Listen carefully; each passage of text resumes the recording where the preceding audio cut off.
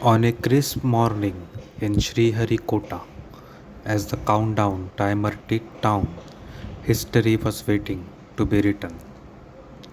The Indian Space Research Organization, or the ISRO, was about to launch its 100th rocket, joining an elite league of spacefaring nations. Engineers, scientists, and space enthusiasts watched with bated breath as the Polar Satellite Launch Vehicle PSLV C-100 stood tall against the golden hues of dawn. For a moment, one could almost hear the echoes of the past, the dreams of a nation that dared to reach for the stars when it was struggling to feed its people. As India prepared to etch its name among the greats once again, some minds drifted back to September 2014, when the New York Times had published a cartoon mocking India's Mars orbiter mission. It depicted two wealthy men sitting inside a room labeled Elite Space Club, while a poor looking Indian farmer alongside his cow knocked on the door. The cartoon was published soon after ISRO had successfully placed its Mars orbiter into Martian orbit on its first attempt, a feat that even NASA had failed to accomplish on its maiden try. The world had laughed then, but India had simply smiled and moved forward. The roots of India's space journey go back to 1962, when a visionary scientist named Dr. Vikram Sarabhai convinced Prime Minister Jawaharlal Nehru that India needed its own space program. At the time, India was a young nation, barely 15 years into its independence. The challenges were immense: poverty, food shortages, economic struggles. Yet, Sarabhai believed that space technology could transform India's future. There are some who question the relevance of space activities in a developing nation. To them, we say we do not have the luxury of not dreaming big. With these words, Sarabhai laid the foundation of India's space ambitions.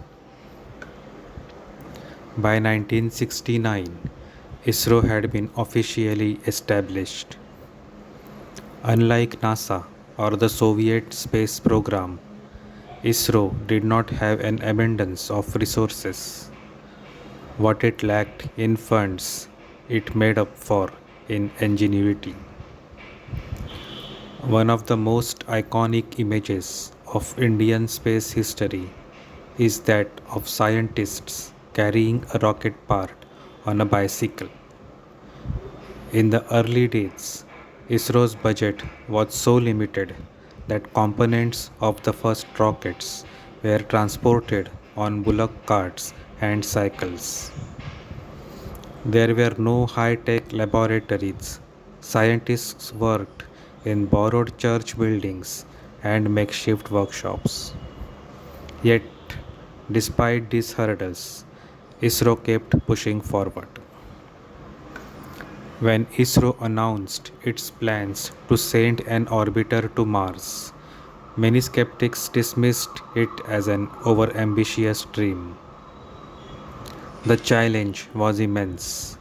India had never attempted interplanetary travel before.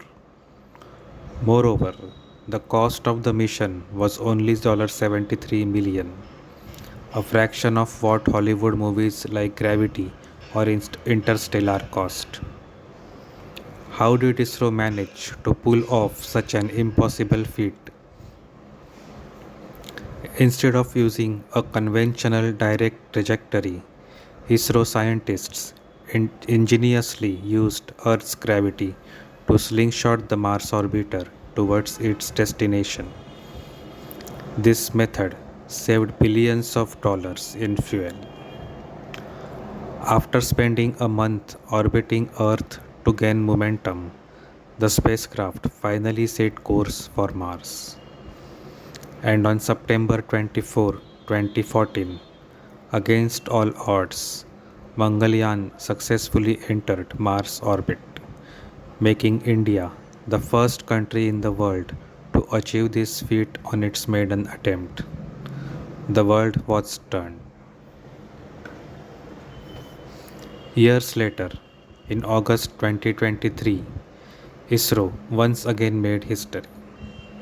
This time, it was the Chandrayaan 3 mission which successfully landed near the moon's south pole, a region where no other country had managed to land a spacecraft before.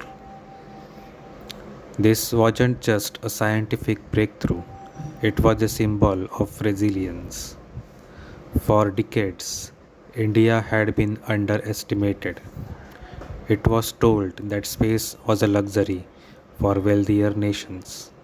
Yet, it had landed on the moon for a fraction of the cost of other missions. And this time, the Indian public did not forget the old cartoon from 2014. As the Vikram lander softly touched down on the lunar surface, Indian netizens dug up the New York Times cartoon and reminded the world that perhaps it was time for a new cartoon, one that showed India not knocking on the door but welcoming others into the club. Back in Sriharikota, as PSLV C-100 roared into the sky, it carried more than just a payload. It carried the dreams of a billion people. From carrying rocket parts on bicycles to launching 100 rockets, ISRO had come a long way. And as India continued to conquer the stars, one thing was clear: the farmer and his cow had not just entered the club, they had built their own.